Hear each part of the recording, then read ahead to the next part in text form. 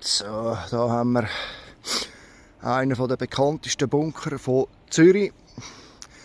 Gehört zu der Limitstellung, also noch vom legendären Henri Guisan, Réduit.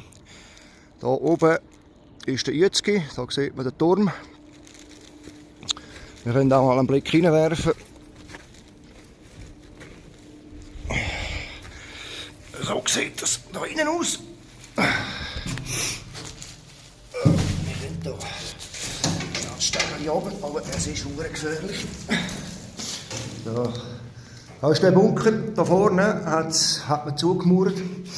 Da geht es nämlich recht weit im Berg rein. Es gibt Bilder auf dem Internet.